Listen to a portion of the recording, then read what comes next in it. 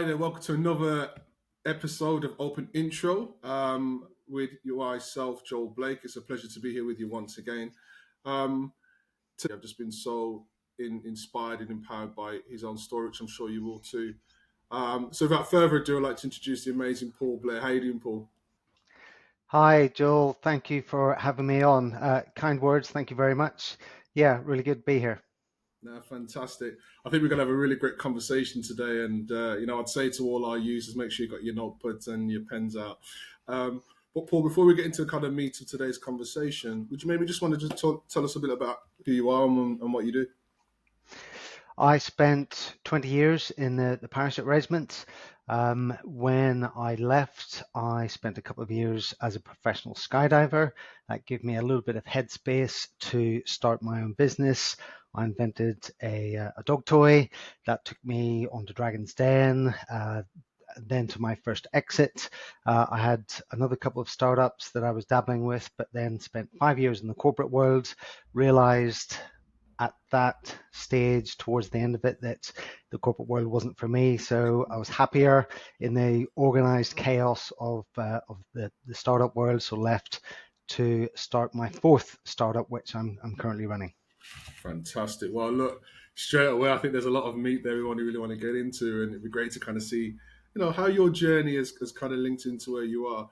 But to kick off, Paul, I like to ask all my guests, what is your why? Why do you do what you do? What is your why? I think for me, it's that kind of purpose. In the military, it was delivering a mission, sometimes in adverse circumstances and in various environments. In the startup world, very much a case of creating something from nothing. So taking a concept and turning it into a physical product, and that whole process of developing ideas, bringing people along, trying to get the best out of people along the way to deliver something that is tangible, that brings value to people. Yeah, I really respect that. And well, let's start there, because I think there's something around being in such a disciplined profession as the army, and there's a lot of, I guess, traits and habits and skills that you can take into the startup and corporate world. And you've alluded to a couple, but are there any that really jump out to you in terms of real strong principles that have seen you through this journey? I totally, I think so. Everything you learn in the military has got so many transferable skills across to, the corporate world, but I think more so the startup world. If we start with resilience of, let's face it, in the military, with so many times, and we train for delivering a mission or going on an operation with limited resources, be that manpower, be that equipment, sleep quite often, and you've still got to see that through and achieve the task and deliver the mission. So startups, the vast majority of them, unless you're one of these well-storied, well-funded startups, the reality is it's a slog. You've got to try and do as much as possible with as little as possible. So resilience is right up there for me. Yeah, I think it's so important. I think often entrepreneurs talk about wanting to, achieve their mission, so to speak, and there's a problem they want to solve. They're completely focused on it. But it's only when you're in the kind of the actual meat of the actual work that you realize how much that really changes you as a person, positively or negatively, depending on who you are. But it certainly changes you. From your perspective, did you see that change within you in that space, or did it feel more natural in terms of starting the business, going through the pains of growing a business? Did it feel more natural because you had that background, or did you find new things that surprised you or forced you to learn as a startup founder? Yeah, well, good question. My first startup was just as I was leaving the army, and I think I was very naive. I think one of the, dare I say it, the downsides of military to the business world was that there's just this level of trust through the military with everyone you work with, because ultimately your life could depend on the person next to you. And I naively took that level of trust into the business world. It cost me. There are a lot of amazing people out there. I'm very fortunate to have met and worked with a lot of fantastic, well-intentioned people, but there are also a lot of sharks and cowboys out there. And I think I was taken advantage of. So that was, I think, one painful lesson, both in terms of time and money. But I'll go back to just all those principles and soft skills that you learn through the military, be it teamwork, initiative, work ethic, time management, just lend themselves so easily to the startup world where, yes, there's a challenge, but it's a case of, okay, what do we need to do to achieve this and deliver this challenge? Yeah, I think the mission critical decisions are so important. I think, again, particularly as entrepreneurs in today's volatile world and economy, those types of skills are even more important than ever before in terms of staying the course and as I say, being resilient. And obviously you mentioned about the Dragon's Den journey. How did that feel? You'd started the business, you'd obviously getting traction, obviously building that success, and then obviously seeking to get investment at that point. How did that feel? What was that journey like? That was a great experience looking back at the time. Yeah, it was pretty nerve-wracking, but I was, I think, 18 months, maybe 2 years into the business. Product was selling well. I couldn't make them fast enough, but I had exhausted every line of credit, remortgaged my house. And so this was a good opportunity to get investment, get one or more very capable, well-connected and wealthy investors on board, and also get some publicity. It was a dog toy. I felt I needed to take a dog into the den, but at the time I had two very ill-disciplined, scruffy little Jack Russells. That was just not an option, so I paid for a trained dog. And going down to Pinewood Studios for the day, everyone who was pitching in the den got a couple of minutes just to orientate themselves before the dragons came in and the cameras started rolling. And so it was back when they had the spiral staircase. I don't know if you're familiar with the show, but so I met the dog that I was going to be working with. And we practiced once or twice to walk up the spiral staircase. It was going to walk around behind me. It was going to sit beside me with a dog toy, a safe sticks in its mouth, and I was going to take the stick out of its mouth. Now that worked perfectly twice in rehearsals. As soon as the lights were on, it didn't go according to plan. We got to the top of the steps. The dog tripped. It got tangled up among my feet with the lead. It dropped the stick. I picked it up. The stick was covered in dog spit, and I was just descending into this world of, oh no, this is not going according to plan. But I think that resilience of army training, sort of kicked in. So deep breath. Okay, time to rescue this. And I think there was a bit of a sympathetic sigh or two from the dragons. And what you don't see when you're watching on TV is down the left-hand side. There's just so many cameramen and producers and so on. So the pressure was on. But yeah, we took a deep breath. The dog then left, and I got into my pitch. And it was a good experience, let's say. How did you feel pitching? I guess on TV you see that there's a sense of confidence and a sense of, obviously belief in your business, etc. But how did it feel in the moment pitching, as you say, with all the people along the side, the dragons there? This is your goal. This is your focus. How did it feel being in that actual moment?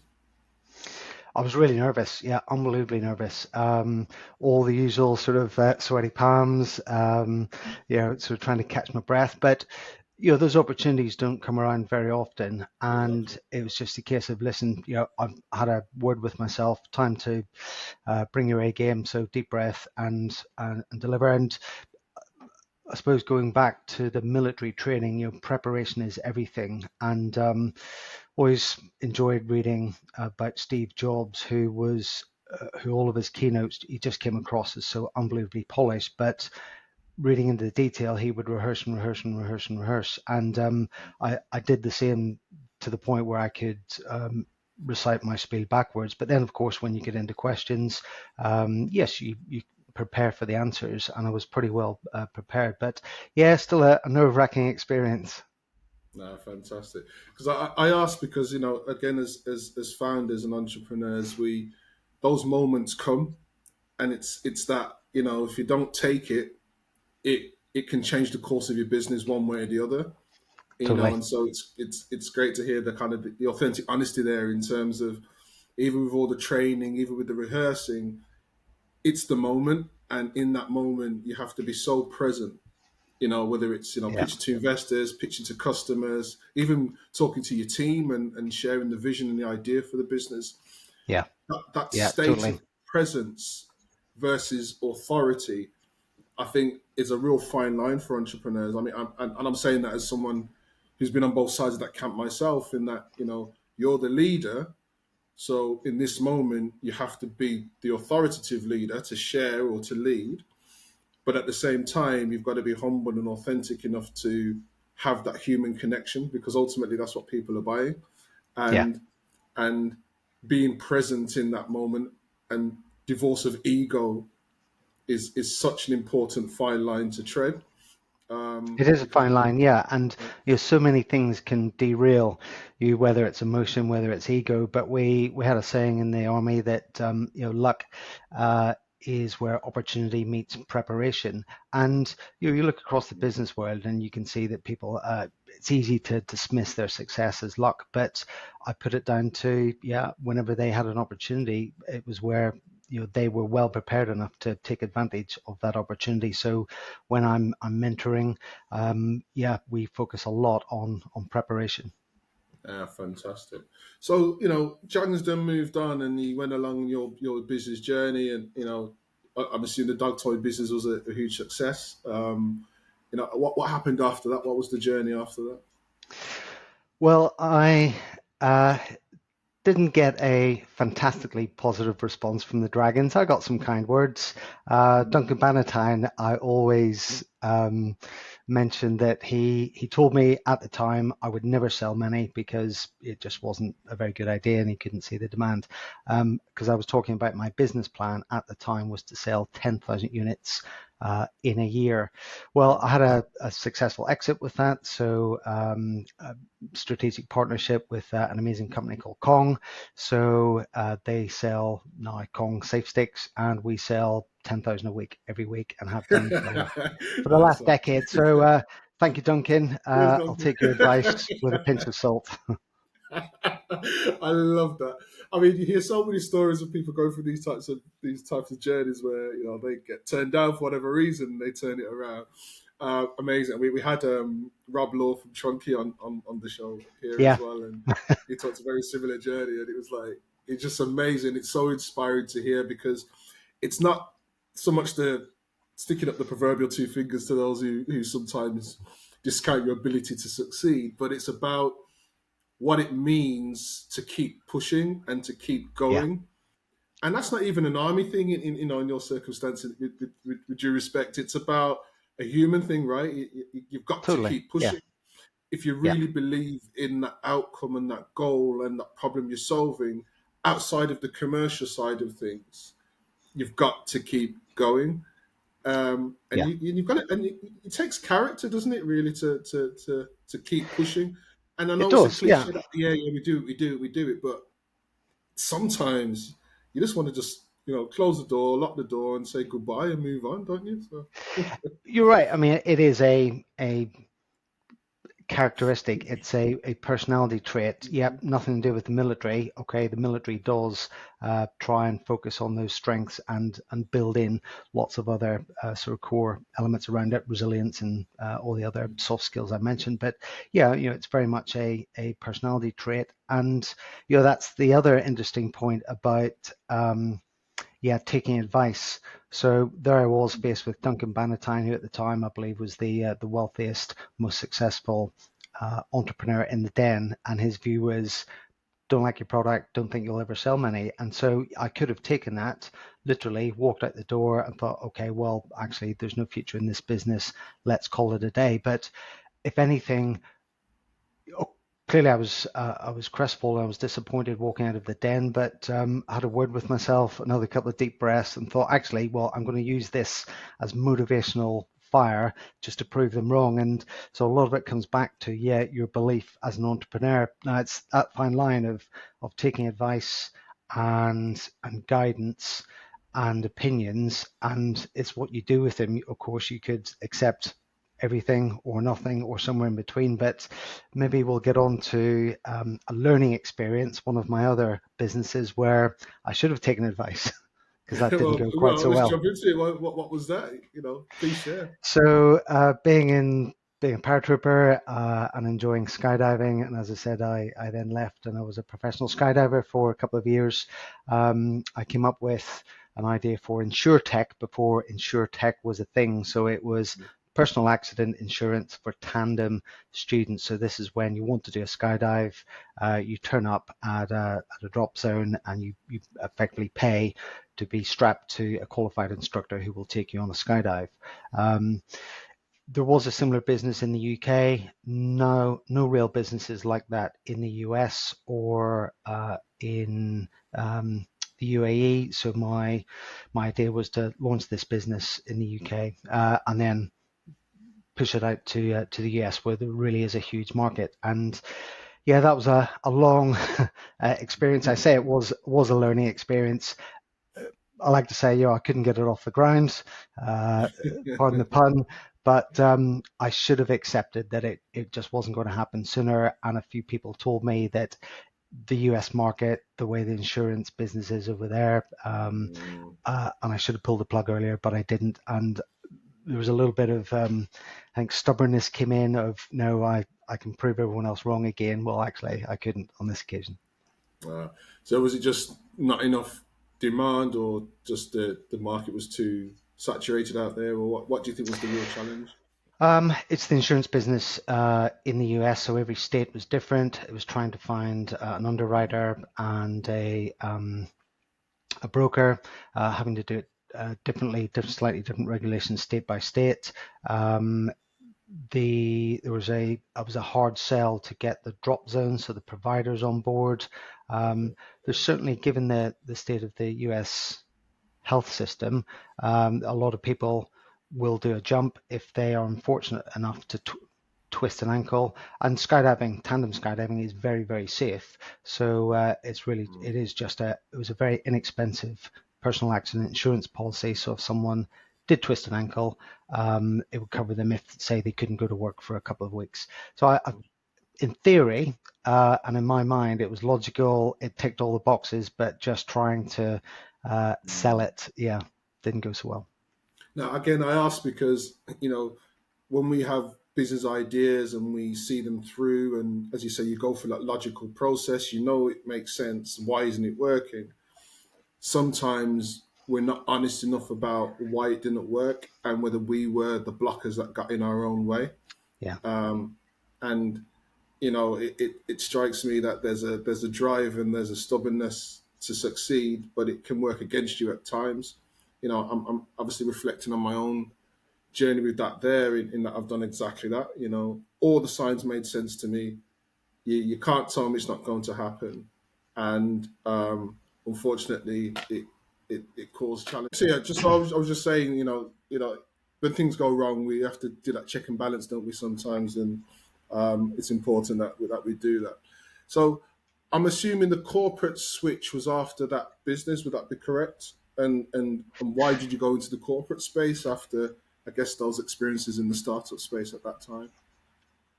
Yeah, I felt that one startup success, one startup learning experience.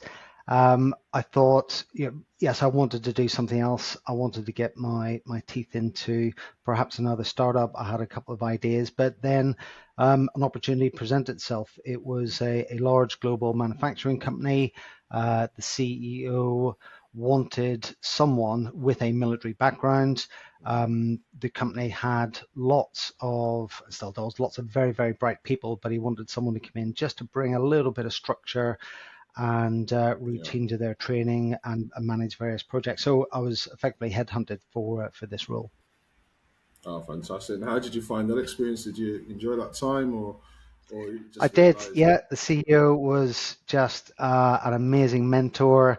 I got into the world of global manufacturing, of which I knew very little about.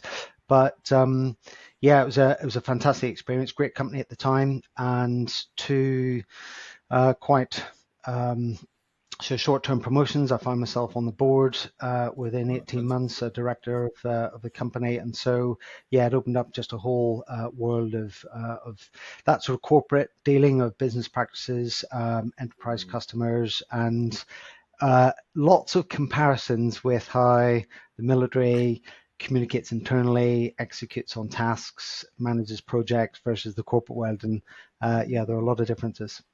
Excellent. But then you've decided to kind of move back into the land of challenge and and circumstance. It's Yeah, 5 years in, and yeah, still really enjoying the job. I could have stayed there, but I thought, yeah, you know what? Just had we that got that itch. burning desire to, yeah, get back into, yeah, chaos and uncertainty and sleepless nights and lots of stress and worry, and let's lose some more hair with another startup. So yeah, I left to start what is my current startup. Yeah, so tell us about. I mean, as I look at the business beforehand, and it's absolutely fantastic. It sounds fascinating. So yeah, tell us a bit more about this business and where you want to go with it. So it came from personal experience, very much like the dog toy business that came from personal experience. When I was throwing a stick one time for my dog, he ran onto it and injured himself. So that was my little eureka moment of creating a safe stick, because sticks are dangerous. I've got a mate to thank for this, an old army friend. We went on a skiing trip, and he very selfishly tore his ACL on day 3. Very Selfish. inconsiderate of him, I know, because I had to then ski by myself, and I couldn't get a gloved finger to my AirPods. My smartwatch was underneath my jacket, so if I wanted to skip a track or adjust the volume or even maybe accept an incoming call, I had to stop, take my glove off, reach inside my jacket, take my phone out to perform that operation, and then put everything back to carry on. I thought there must be some sort of wearable out there that will allow you to control music, but other things as well. When voice control doesn't work, if you're out of breath, or if you're traveling fast and there's lots of ambient wind noise, or if your hands are busy. So if you're cycling, kayaking, skiing, or wearing a pair of gloves, because I had the same sort of experience in the gym, trying to just get the most out of the last couple of minutes of my workout on a rowing machine, and rowing like an idiot with one hand while trying to scroll through a playlist or skip Yeah, a yeah. track. So yeah, we came up with what is we think a category defining smart ring. So it doesn't, unlike Aura or Samsung or all the rest of the rings out there, which tend to be of this fixed size metallic design. Ours is fundamentally just a joystick on a ring, and it will let you control pretty much any app, any device on the move, hands-free. Interesting, interesting. So it just gives that total flexibility of movement and environment and circumstance. I like that. That's a really good idea. I mean, what are where are you currently now with the business, and what's your kind of next steps? So it's been a long old slog. We launched it during lockdown, so obviously that was a tough time for Yeah, all of us. But with a physical product, trying to get it onto people's hands, trying to get some feedback, trying to then take that feedback, prototype again, it just took forever. So yeah, flexibility is another great military principle. Wow, did we have to be flexible, because it took us, I think, 3 times as long and probably 5 times as much cash to get the product to market. We started selling D2C primarily, but in the last 12 months, we've gone more B2B. So we've got now 3 multi-billion-dollar companies who all approached us wanting to use our tech for fantastic. various reasons, and which is amazing for us. Not just sports tech, although we consider ourselves a sports tech brand, but being approached by these other companies has shown us that, yeah, there are a lot more use cases beyond sports, so healthcare, industrial uses, and there's also a lot of utility for people with certain injuries and disabilities. Of course, amazing. So you've gone for an exit, ups and downs. This one seems to be just by the sounds of it, the one that's going to really just fly to another level. Where do you see the Well, business? fingers crossed. Well, yeah, but where do you see the business? 5 years from now, what does it look like to you at that point?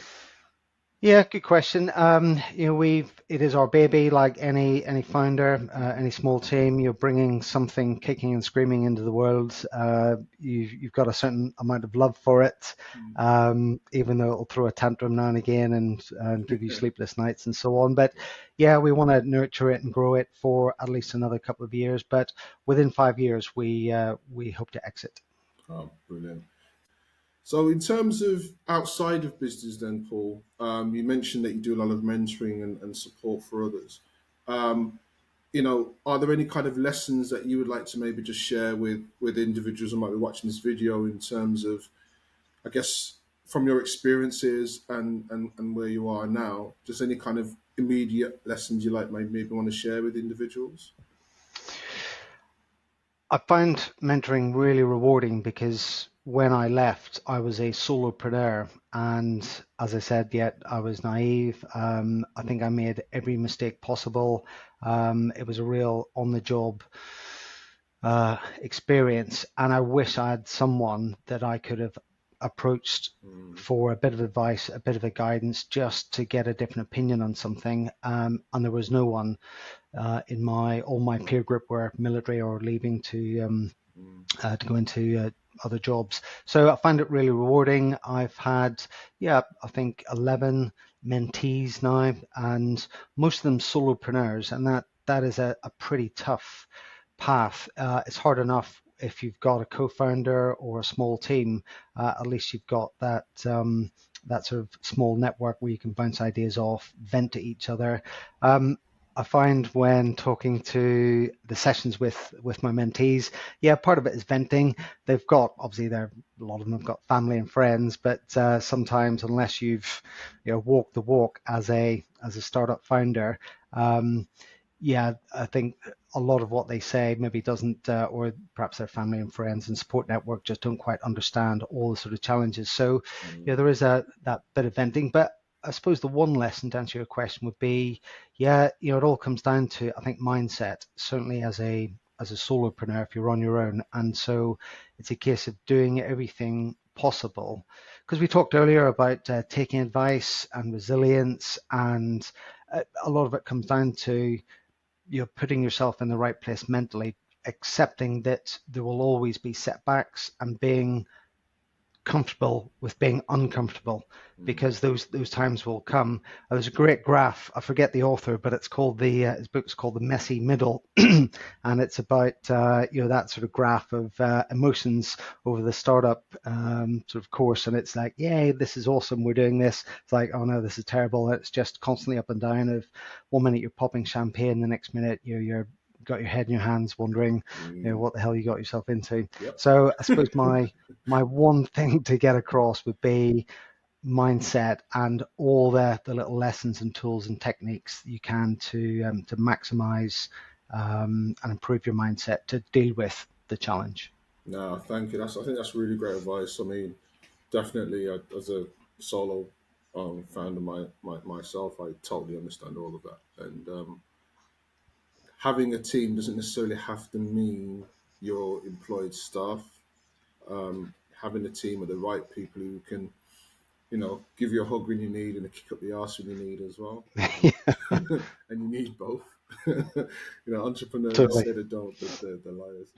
I'm sorry, but they're liars. You absolutely need both.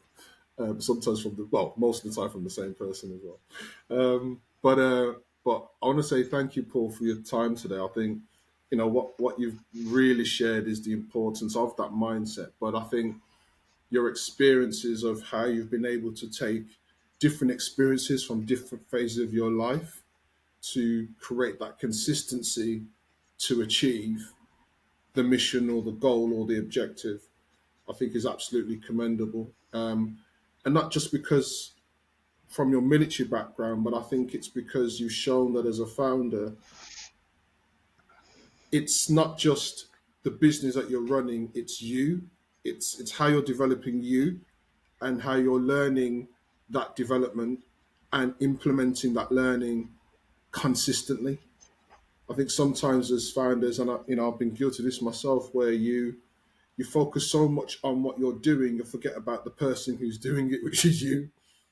Yeah, totally. And Yeah. developing the business is great, but are you developing you? Are you learning? Are you taking the time to understand your strengths, your weaknesses, your goods, your bads, your faults, all of those things, and are you implementing that learning to build a better business?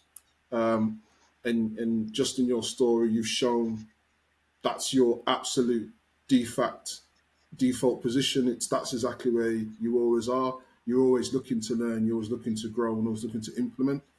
And I think that sounds to me like a real secret to your success. So that's absolutely commendable and admirable in so many ways. So I really enjoyed that conversation, and wish you all the best of luck with the business as it is, and where you're going to next. Yeah, it's all about the process, and it's trying to recognize what you're good at and maximize those strengths, identify what you're not so good at, and either work through it or find someone else to do it. But ultimately, enjoy the process. Someone else said that none of us are getting out of this alive, so we're all checking out at some point. So yeah, enjoy that process and take all the positives, recognize the positives, acknowledge them, and if you have a setback, then yeah, learn what you can, but move on. Don't lose any sleep over it. Bring clarity and calm and a bit of direction when the wheels are falling off is one of the things that I've spent a lot of time talking about. But whatever the size of the team, whatever the size of the company, there's normally lessons and tools and techniques that we can talk through that will improve the situation. Fantastic. Well, Paul, I want to thank you very much again for your time today. Thanks for sharing your journey. Thank you for the lessons. There's certainly a few that I've just picked up just in listening to you. So I thank you for your time, and wish you all the best of luck. Fantastic. Good talking to you. Thanks a lot, Joel. Paul, All take the care best. now. Take care now. Bye bye.